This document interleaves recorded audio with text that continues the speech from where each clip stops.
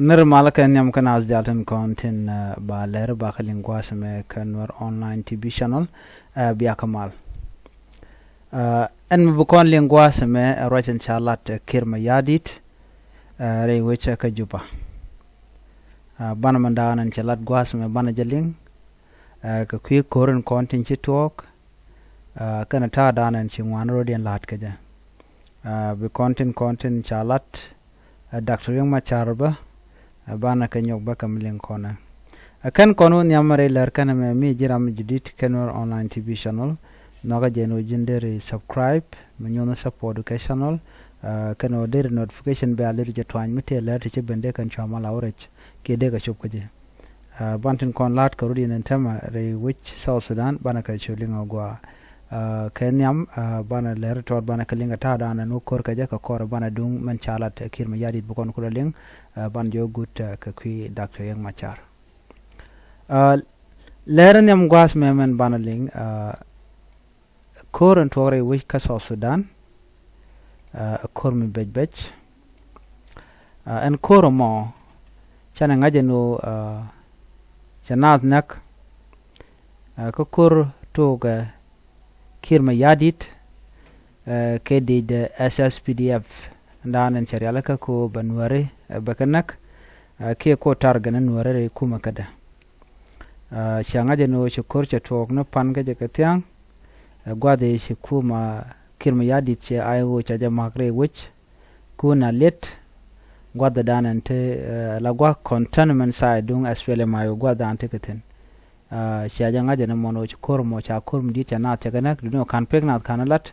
wa te jibon tong wan bolong kanai tong wan chiliu ana ka chenek ka kan bon dang ro to SPLM IO men SSPDF kel ke de ni Uganda chi ga bo helicopter ke kan to nomne but duno cha ka jo cha ka jan gwade dan chi do to ga chirka pan ke gwade dan chi pinja bak cha ka chu jo cham pangen kan en kuma dung Kiir mayardit cha ga jo ne ka luri ka cha lu cha nyom wa de kap ne de kontra la SPLM IO na mo cho togona ka kore chi kuma Kiir mayardit chi ken yo kom rom nyok bonan chal ka nas men bot ke Thomas Serilo wut Equatoria ka re which ka South Sudan jente ka te ke Equatoria nu de mo te ka pada de ke bonadadian akane de kontra la nyin ke kuno won ke la jak de ni Kiir mayardit ken chik je SPLM IO but tere chona ba ka ta dana ter je SPLM IO chonden sidme shalinga ka wa sha kan na ti shop ko badak ka shama cha ga je ka kuma Kiir mayardit men kan la da kuma Kiir mayardit ta dana chigurum ga je ka kuma SPLM IO so jan do badan to so en ke point Kiir mayardit de ngoda ta ga ga wa ka jon ka Thomas Serilo chirum ngai kona suan wale men chore lat karun wanga long si point en Kiir mayardit de kelu che dara ko bukan rajaf gwada dana te de ni SPLM IO ten rajaf by the way gwad me ten polinten gwada ngi ka polinten te ji SPLM IO ten kan gwada toke nyang ji SPLM IO chala do ba kor mo che be de lungba dudo shi kan handle ke ji kan realaka te dum wan lung de kon geleng ten dudo banagal je ka guardian nyong mo jen nyokon ga jen bu kon ka great apana state ka rik de kon irian lat ban wale ano kenyam pagak si denje ten pagak ma gut de ni jane ki de ni SSPDF tin kon ten ci rodian quality an ka war chawra je mo chaja kwen chicken pagak chicken gay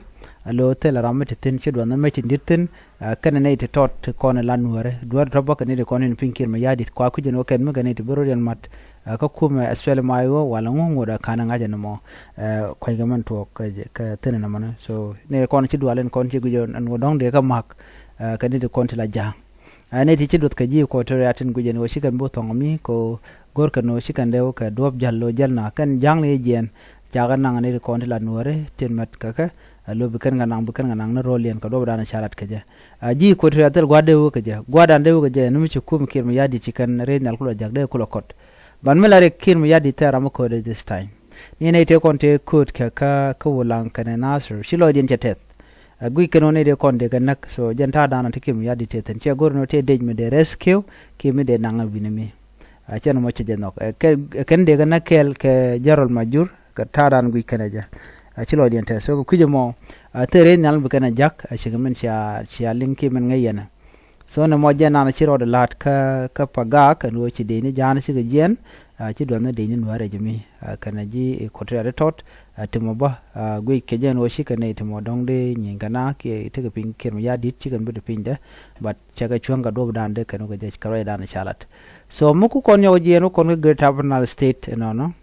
ngai kon no en walle karo dan chalat chi kum SPLM IO kana jen SSPDF shikurum chi ga gwa dan ngi ki unify force na mo che ben lakur no cha nero shagana ka SSPDF cha SSPDF cha ka joirar ne ken nyam me chalat chala do ken dino to ala din SSPDF ken de konde den abu mak wa gwada mo shagar yaudor gwada je ko ye tokten shagar yaudor lo wa ko gwada konde ten ba chik wo no ajen do bran chi ko ri chi to ko je ke do bran ko lenga je mu kon bana wala kuma nana chala da kirma yadin murai kon tame kirma yadi de jenne shora ne dial ko de je kapchong de kode ya kapchong de mal de jalat kirma yadit kejen gwazmen tam jen chaje ko de winmon kele ko ne mele de jangaja achele de kuje gwe ne o ne bi SPLM IO betelwang me nenian politician want to make siasi re wika so stand including Nuer content kel ge jakir enran la roja lare no jejen boromo terrorist bidin terrorist terrorist group ke terrorist ni tichi go no ka do bran go ke ne to ka ni de jekla thoknath ku yo mo chicken person ne Nuer so on group mo de yigdak ne la Nuer ka roja no so ana mo karwade chagu je no shi chong but ko gori ticket mo gwa ka kin yadit bi roja no Nuer bu ko kwet ki bu la jor that is what this is all about so no mo jena dan le ro den tamare yuki juba mi ken Nuer ken ko kon la jor ti chai bu no ka kir ma yadit jena ko ne ka kwang chora le en pa kwanya la governor dung great up now state up to now kenawo ten acting governor tamare wika ka great up now state ko chukur che chu wenyam ene kwiken no bu korbe dakpin kan kan ngaje no bu korbe ro to no juba ba kan calculate but ngay kirma yadi rek ne bolmel ko bolmel jaram dan go ken bila kwartama so jen do bran shi nyin ken ngare ala kaja ana mo chene de wan che widin che je kan ngaje no bakach so many opinion and kume as Uganda people van fourth point chiga tekane ti boshi ti chapma ka board ke chilibo so che jega long kwidian che jan plan dan e lat kene ka roja dan cheling chala do kene shi ka recruitment shi kana gor ke team do dien de nyogo no mede ben backup ba cha jogo no kan parliament chena mo cheje bu gor no be je san ko ba dini ko kene Uganda ba nyon no re ko so dan shi kana lok so remember you gonna cha mo ke ninti fodre yike juba jenda ta dan bugatin ka jam so kan ne konen ku kir la gang dum mitel ne kan tama she juba she cha tok she da kan tama ponen kim ya de dong da hoten wi de dien ke dero bar ko jan la dana la dictator la ro da kona gora got boten so ne me amle hero baran tama cikir mi yadit ka do chalar ga jena gora mal jenen gora mal gor jen oba bariyat ne konti la jil lo kuni bakaling ana men bul mel bo point de lat ken no gor kan mal men bukulare gwada me mali na mo she mal mrot ngada je gwa en rande dio jada te kan mro ana me chodo kon lat ke ron kin dangra wi wal bakal me dane cha dagri ma char cha je pele no te mal ma cha nok shore wi ke juba me kan ngaje no cha de cha SPLM IO cha nang re wi ke juba chu kan kor chu tok jene ko nen wonne wi SPLM IO jen ko kan ka Congo so no makeli e pelni jen te me chalar ala jang mi ci kan guje no widun cha bom she bom yen long ci mi cha to kan tama da kana gor no kan do ba de kan widun de kan jega je be kan yigra laka no so tama mi shol kan gor no be kum SPLM widun be shu dut ka kel no te mal mi cha no ka kir mi yadi ci jen tarano mo o be yo atagrun gwad dana ci jek do jen la enemy la ja lede jen cha use bone kir mi yadi ko che doctor ma char che jaga jawure wich ka juba no kajen 2025 me cho gono wo beje lel beje yen chemetelo agien mo kan ne kan SPLM IO te koken so this is a tactic move mugore jen wo be de ni SPLM IO mu wa kan ka unify force god den kono wa ka trenten ko jen logo unify force ne tambe jen nok mu korche togo so kujo mo take a plan do den so mugu yen o boka na karen yalle ka bram mo be choto chanta kamal ngata je go anu ram gor je no be yenak so jen dan teten so Kiir mayardit men lada shimo go ching min chut ko to mal teten tel mishala mal ne de ba mal no ne de kontila international community mugor kan be mal be ben aka Kevin foine Kiir mayardit ba ne de kontila de ni yal ba wo tetkede no ba queen bi ba jalat ci kum ci tetkede na mo dare mu go dare jenno dina mo na tin ga ta dana je ga te ga je ba ngano be kormu di nyok ba nyaw to ka ba ne de wan ba kan nak ke peng mu dit ko ci wure alka already so na me jena gor no bi angat and ceasefire dana chala dan Kiir mayardit taram ngeda so ngode situation re wike juba ke jan gwazum right ko na be je mat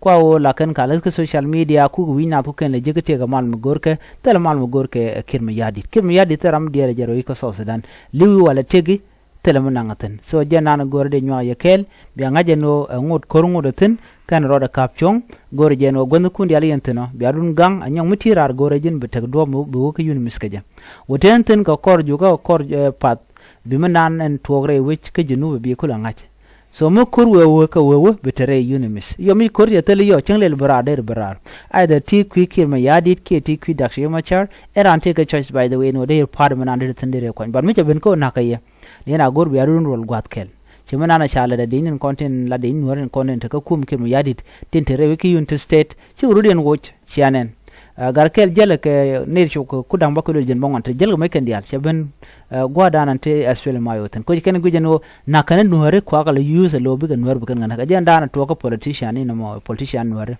so politician Nuer yos ke ko bi kan Nuer bukan ngana telum da dien but mo Nuer ko bom kan politician ti buga talot buga talong bramering ne kareng da biata ka mal bye bye